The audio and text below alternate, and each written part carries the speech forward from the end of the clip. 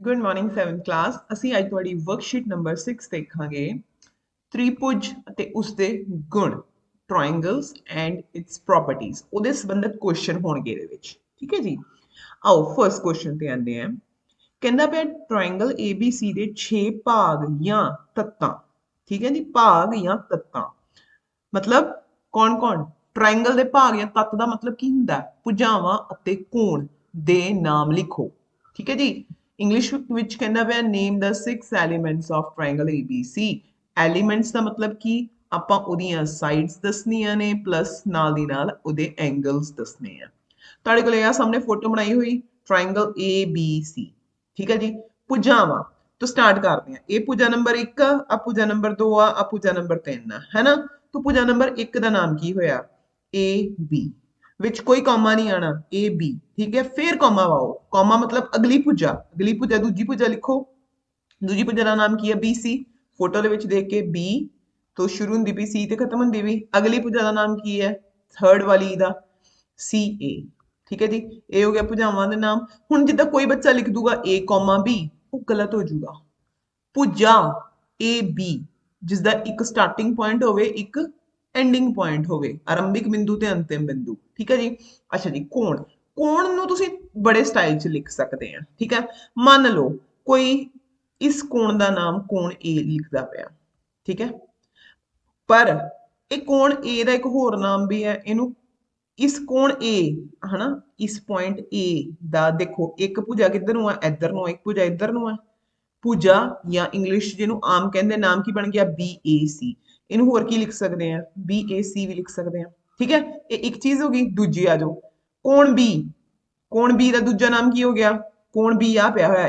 ਇੱਕ ਆਮ ਇੱਧਰ ਨੂੰ ਹੈ ਇੱਕ ਆਮ ਇੱਧਰ ਨੂੰ ਹੈ ਨਾਮ ਕੀ ਹੋ ਗਿਆ ਕੋਣ ABC ਲਿਖ ਲੈਂਦੇ ਆ ਜੀ ਅਸੀਂ ਇਹਦਾ ਨਾਮ ABC ਨਾਲ ਦੀ ਨਾਲ ਕੋਣ C ਤੇ ਆ ਜਾਓ ਜੀ ਕੋਣ C ਆ ਜਿਹੜਾ ਕੋਣ C ਪਿਆ ਹੋਇਆ ਕੋਣ C ਐਂਗਲ ACB या एंगल BCA जो तुसी लिखना चाहते हैं ACB भी लिख सकते हैं BCA भी लिख सकते हैं ठीक है तो ये स्टाइल सी जिस दे नाल तुसी की कर सकते हैं कोणा दे नाम लिख सकते हैं सेकंड क्वेश्चन ते आओ जी कहना पे राइट लिखो की लिखो ट्रायंगल PQR दे शिखर Q दी सन्मुख भुजा जेड़ा एंगल Q है ना ਉਹਦੇ opposite साइड लिखनी है तो ਤੁਹਾਨੂੰ ਇਹਦੇ ਵਿੱਚ ਕੀ ਕਰਨਾ ਪੈਣਾ ਪਹਿਲਾਂ ट्रायंगल ਬਣਾਣੀ ਪੈਣੀ ट्रायंगल का नाम की है P फिर की है रस्ते Q फिर की है R हुण आ कोण Q है Q Q दे सामने किहड़ी भुजा पई हुई ये वाली PR Q दे ऑपोजिट सामने मींस ऑपोजिट किहड़ी भुजा पई हुई PR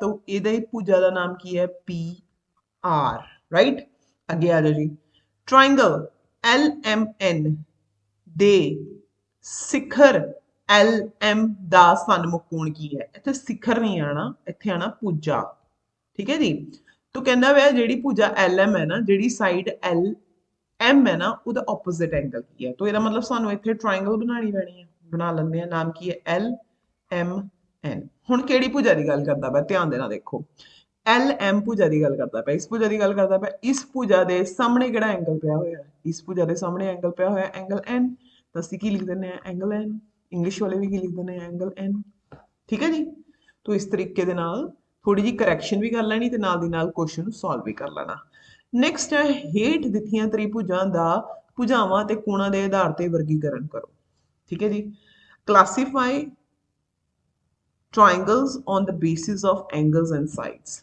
आ जाओ जी सब तो पहला आ जाओ इस पहली फोटो ते आ जाओ ट्रायंगल दा नाम की है ट्रायंगल दा नाम है ABC राइट ਹੁਣ ਜਿਹੜੀ ਟ੍ਰਾਇੰਗਲ ABC ਹੈ ਉਹਦੇ ਵਿੱਚ ਤੁਸੀਂ ਦੇਖਦੇ ਪਏ ਆ ਵੀ 8 ਸੈਂਟੀਮੀਟਰ ਹੈ ਇਹ ਵੀ 8 ਸੈਂਟੀਮੀਟਰ ਹੈ ਤਾਂ ਮੈਂ ਇਹਨੂੰ ਇੱਕ ਕੱਟ ਲਗਾ ਦਾਂ ਤੁਹਾਡੀ ਸਹੂਲੀਅਤ ਵਾਸਤੇ ਹੈਨਾ ਤੋ ਇਹਨੂੰ ਇੱਕ ਕੱਟ ਲਗਾ ਦਿੱਤਾ ਤੋ ਇਹ ਵਾਲੀ ਜਿਹੜੀ ਤਿਕੋਣ ਹੈ ਉਹ ਕਿਹੜੀ ਤਿਕੋਣ ਹੋ ਗਈ ਇਹ ਤਿਕੋਣ ਹੋ ਗਈ ਜਿਹਦੀਆਂ ਦੋ ਭੁਜਾਵਾਂ ਬਰਾਬਰ ਹੋਣ ਕਿਹੜੀ ਕਹਿੰਦੇ ਆ ਉਹਨੂੰ ਅਸੀਂ ਸਮਦੋਭੁਜੀ ਤਿਕੋਣ ਰਾਈਟ ਔਰ ਇੰਗਲਿਸ਼ ਵਾਲੇ ਕੀ ਕਹਿੰਦੇ ਇੰਗਲਿਸ਼ ਵਾਲੇ ਕਹਿੰਦੇ ਆ ਆਈਸੋਸੇਲਸ है ना आइसोसलेस ट्रायंगल नैक्सट आ जाओ जी नैक्सट है तुहाडे कोले एक त्रिकोण बनाई हुई जिहदे विच उन्होंने आ एंगल दे दिता होया तुहाडे दिमाग फटाफट आ जाऊगा जी इहदा 90 डिग्री का साइन हुंदा इहदा मतलब ये किहड़ी त्रिकोण होगी समकोण त्रिकोण है ना इंग्लिश वाले की लिखणगे राइट एंगल्ड ट्रायंगल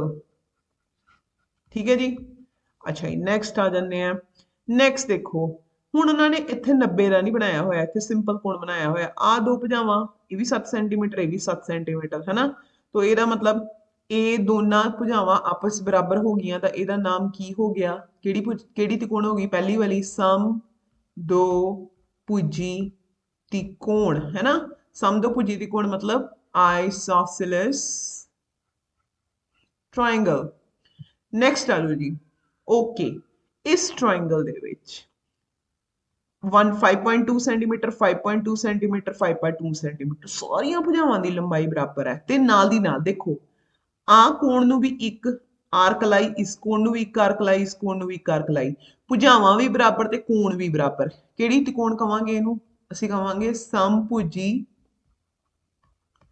त्रिकोण है ना। जे मैं कहां कोणा के आधार पर तुसीं इहनूं किहड़ी कहोगे तो तुसीं कहोगे ਅਸੀਂ ਇਹਨੂੰ ਸਮਭੁਜੀ त्रिकोण कह सकते। समभुजी त्रिकोण मतलब इक्विलेटरल ट्रायंगल, ठीक है, जिहदियां भुजावां ते कोण बराबर हुंदे ने। एक चीज है इस सारे क्वेश्चन च, इन्हां ने ना पहले क्वेश्चन च भी ना इन्हां ने देखो की कीता, इन्हां ने तिन्ने एंगलां नूं सेम कर दिता। नहीं तुसीं की करना देखो, ਤੁਸੀਂ ਇਸ ਐਂਗਲ ਨੂੰ ਡਬਲ ਕਰ ਲੈਣਾ, ਜਿੱਦਾਂ ਡਬਲ ਆਰਕ ਲਗਾ ਲਈ, ਇੱਕ ਬਲੈਕ ਇੱਕ ਰੈੱਡ।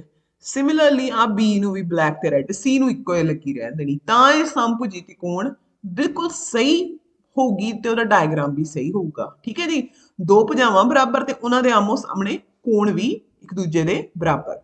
ਠੀਕ, ਨੈਕਸਟ ਆਨੇ ਅਸੀਂ ਕੁਐਸਚਨ ਨੰਬਰ 4 ਤੇ। ਕੁਐਸਚਨ ਨੰਬਰ 4 ਦੇ ਵਿੱਚ ਦੇਖੋ ਕਹਿੰਦਾ ਪਿਆ ਟ੍ਰਾਇੰਗਲ PQR ਵਿੱਚ ਭੁਜਾ QR ਦਾ ਮੱਧ ਬਿੰਦੂ D ਹੈ।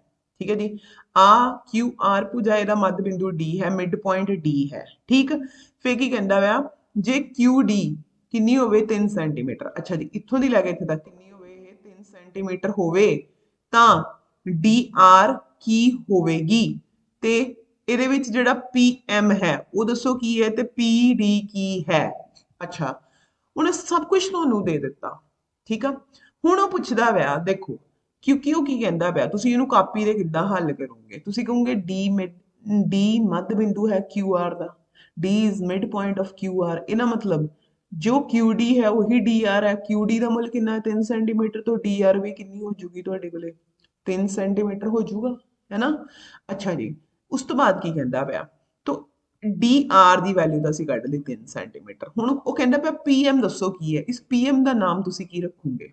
ਦੇਖੀਏ ਜਿਹੜਾ PM ਹੈ ਉਹ ਕੀ ਕਰਦਾ ਪਿਆ, ਦਿੱਤੀ ਹੋਈ ਜਿਹੜੀ ਆ ਥੱਲੇ ਤੁਹਾਡੇ ਕੋਲੇ QR ਹੈ ਉਹਦੇ ਤੇ 90 ਡਿਗਰੀ ਦਾ ਕੋਣ ਬਣਾਉਂਦਾ ਪਿਆ, ਸਿਰਫ ਤੇ ਸਿਰਫ 90 ਡਿਗਰੀ ਦਾ ਕੋਣ ਬਣਾਉਂਦਾ ਪਿਆ, ਤਾਂ PM ਕੀ ਬਣ ਗਿਆ? ਇੱਕ ਲੰਬ ਹੈ। ਇੰਗਲਿਸ਼ ਵਾਲੇ ਕੀ ਲਿਖਣਗੇ? PM is the perpendicular. ठीक है जी, अच्छा ਹੁਣ ਅੱਗੇ ਆ ਜਾਓ।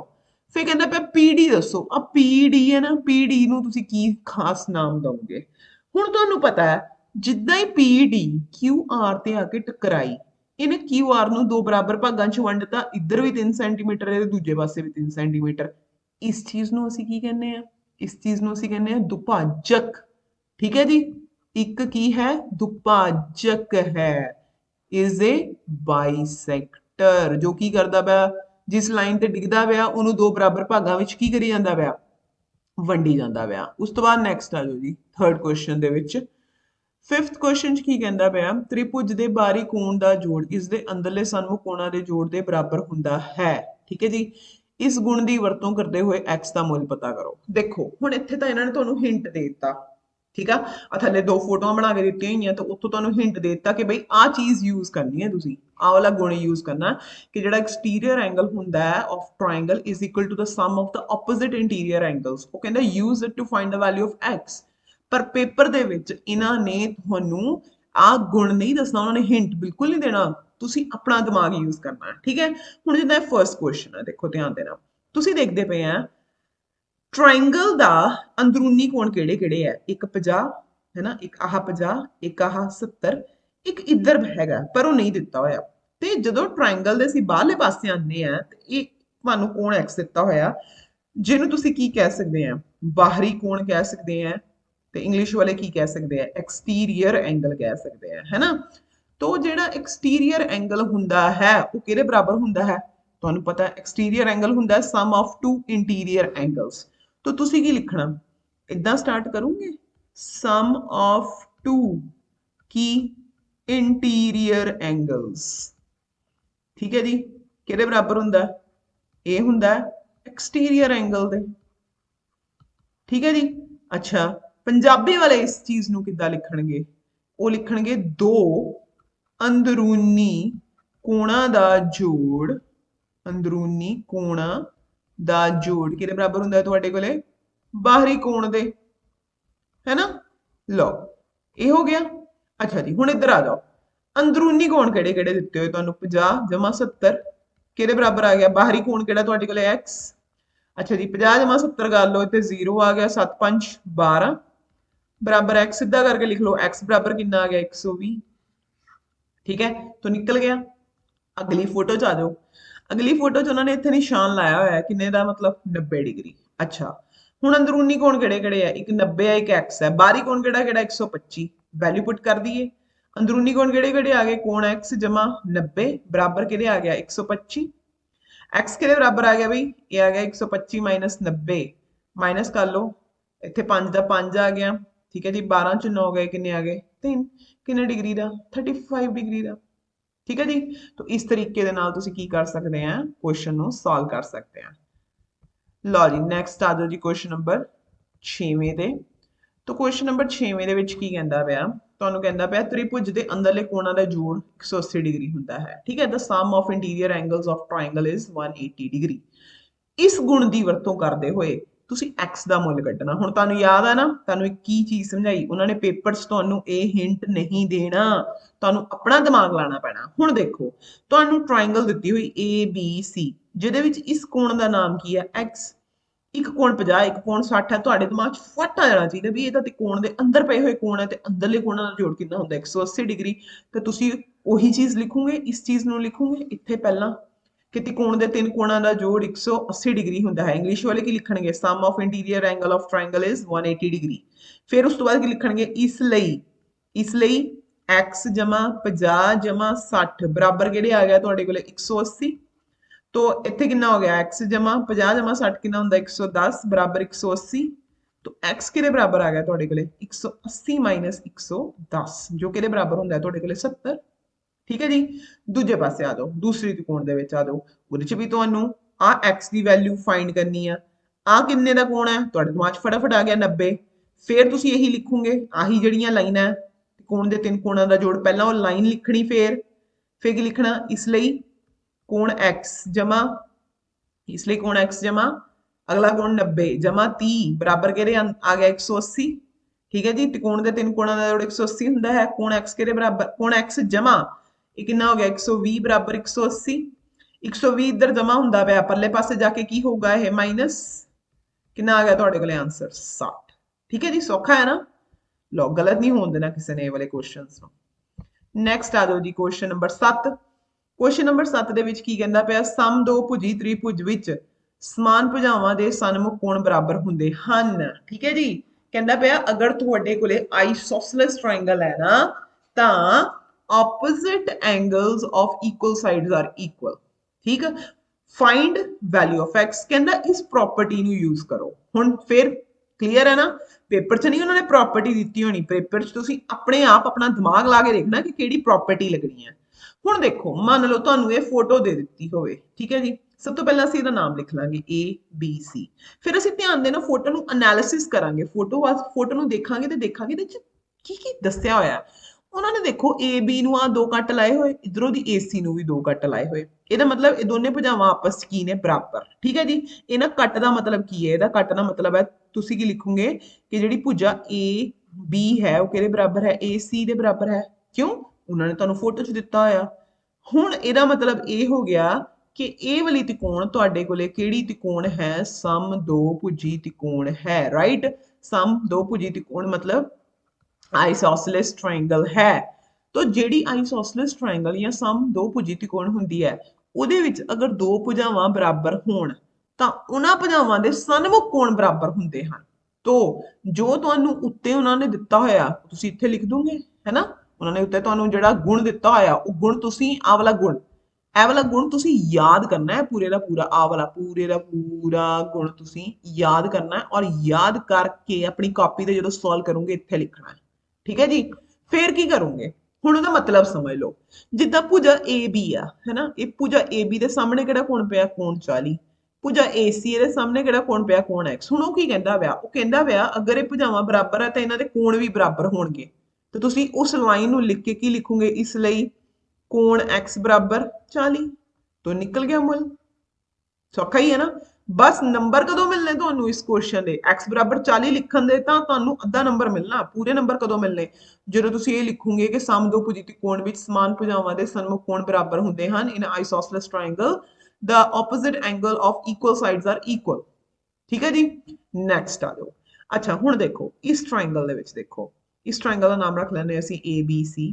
ਰਾਈਟ ਓਕੇ A इत्थे किहड़ी भुजा बराबर है इत्थे भुजा बराबर है AB बराबर है तुहाडे कोले AC ठीक है जी AB दे सामने किहड़ा कोण बनदा पिया ये बनदा पिया कोण C अच्छा जी इत्थों AC दे सामने किहड़ा बनदा पिया कोण X है ना तो असीं इस लाइन नूं लिखांगे है ना पंजाबी वाली लाइन लिखणगे इंग्लिश वाली लाइन लिखणगे तां AB दे सामने किहड़ा कोण बनदा हुणे असीं कढिया AB दे सामने बनदा असीं लिखांगे इस लई कोण AB ਦੇ ਸਾਹਮਣੇ ਬੰਦਾ ਪਿਆ ਕੋਣ C ਬਰਾਬਰ ਕਿਹਦੇ ਹੋ ਗਿਆ ਕੋਣ X ਤੇ ਹੈ ਨਾ ਇਹਦਾ ਮਤਲਬ C ਵੀ ਕਿਹਦੇ ਬਰਾਬਰ ਹੋ ਗਿਆ X ਦੇ ਪਰ ਉਹਨੇ ਤੁਹਾਨੂੰ X ਦਾ ਮੁੱਲ ਕੱਢਣ ਨੂੰ ਕਿਹਾ ਹੁਣ ਦੇਖੋ ਕਿੱਦਾਂ ਕੱਢਾਂਗੇ ਹੁਣ ਆ ਜਾਊਗਾ ਕਿ ਜਿਹੜੇ ਤਿਕੋਣ ਹੈ ਤਿਕੋਣ ਦੇ ਤਿੰਨ ਕੋਣਾਂ ਦਾ ਜੋੜ ਕਿੰਨਾ ਹੁੰਦਾ ਹੈ ਤਿੰਨ ਕੋਣਾਂ ਦਾ ਜੋੜ ਹੁੰਦਾ ਹੈ ਤੁਹਾਡੇ ਕੋਲੇ 180 ਡਿਗਰੀ ਰਾਈਟ तो ਤਿੰਨ ਕੋਣ ਕਿਹੜੇ ਕਿਹੜੇ ਆ ਜਾਓ ਇੱਕ ਤੁਹਾਡੇ ਕੋਲੇ 100 ਆ ਜਮਾ B ਤੇ ਆ ਜਾਓ ਕਿੰਨਾ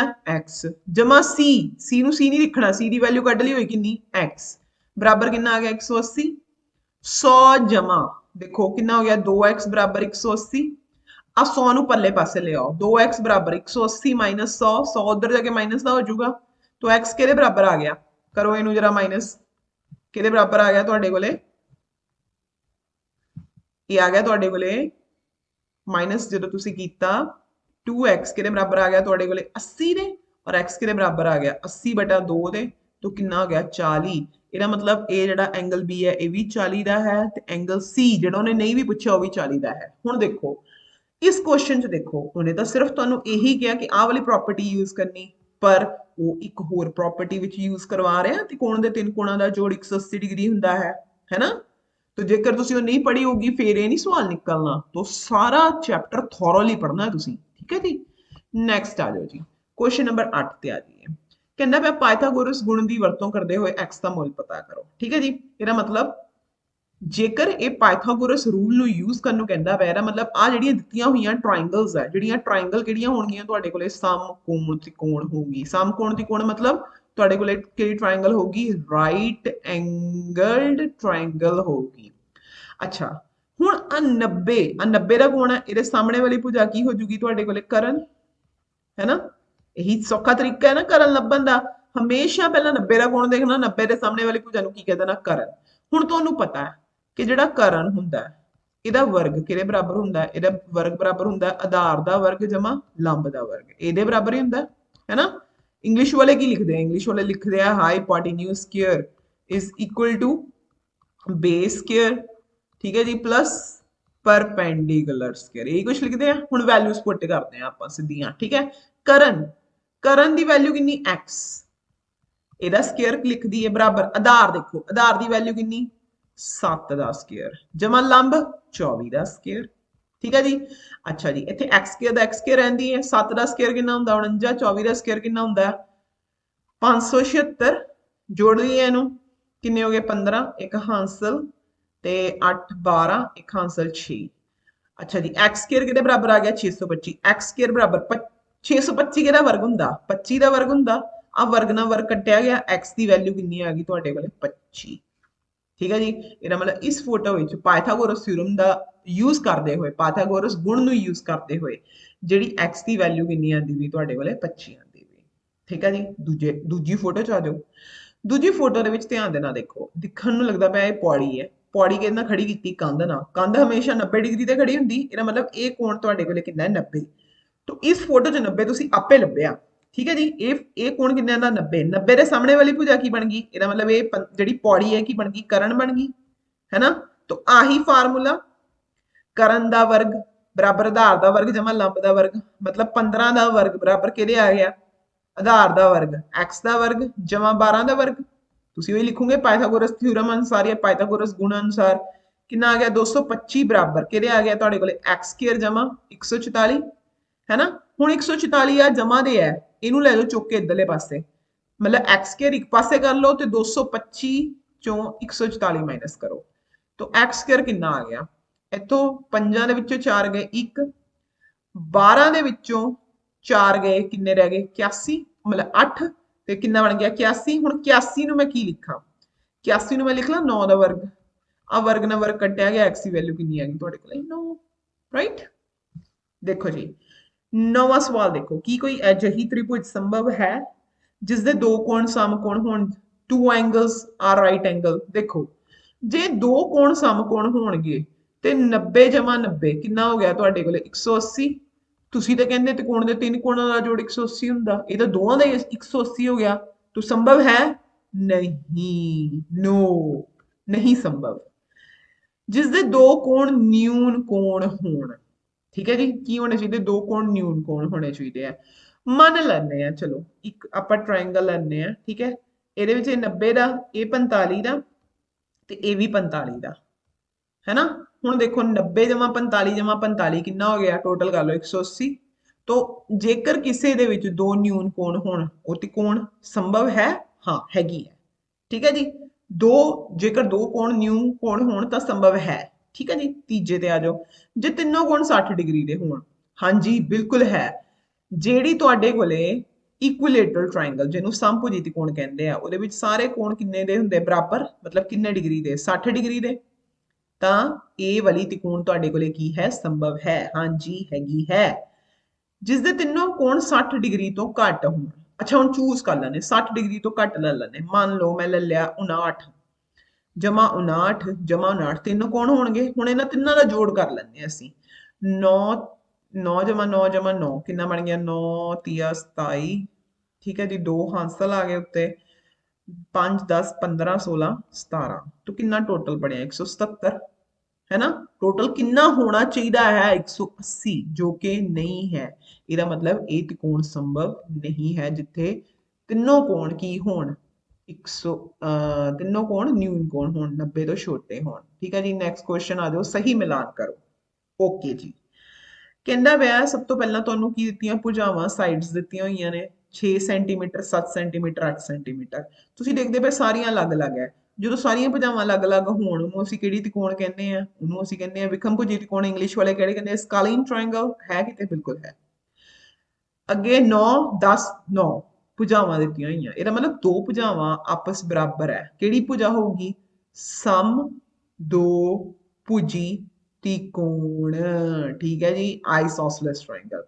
ਤਿੰਨੇ ਭੁਜਾਵਾਂ ਬਰਾਬਰ ਹੋਣ ਕਿਹੜੀ ਹੋਊਗੀ, ਸਮਭੁਜੀ ਤਿਕੋਣ, ਇਕੁਇਲੇਟਰਲ ਟ੍ਰਾਇੰਗਲ।